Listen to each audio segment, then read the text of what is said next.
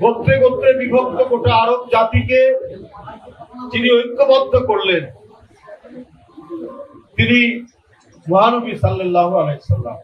অথচ আজকে আমরা নিজেরা দ্বিধা বিভক্ত, আমরা কারো মাজার ভাঙছি, কোন লাশ আমরা কুড়িয়ে দিচ্ছি। এটা তো রাসূলের শিক্ষা নয়।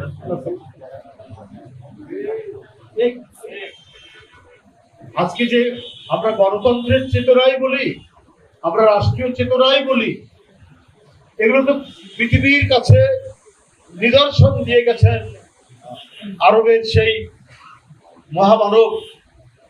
আমরা সেইখান থেকে শিক্ষা না নিয়ে আমরা নিজেদের যে ধর্ম, নিজেদের যে ইসলাম, সেটাকেই আমরা কত ফেরকা, কত ফিতনা, কত ধরনের কথাবার্তা দিয়ে শুধু বিভাজন করা, শুধু বিভাজন।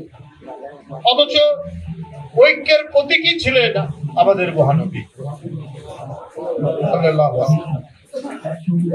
গোত্রে গোত্রে বিভাজিত আরব সমাজকে নিদর্শন দিয়ে গেলেন কিভাবে ঐক্যবদ্ধ হয়।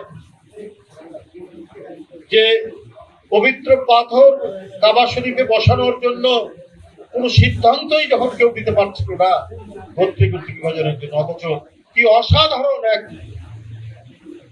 সমাধান তিনি দিয়েছেন। তো আজকে যে দেশে বাস করেছি সেই দেশের যিনি সাবেক প্রধানমন্ত্রী ছিলেন তিনিও মুসলমান ছিলেন, কাজে না হলেও নামে তিনি ছিলেন।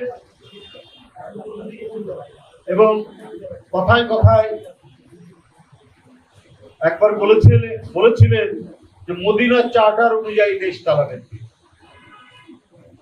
সেটা আমরা কি দেখলাম?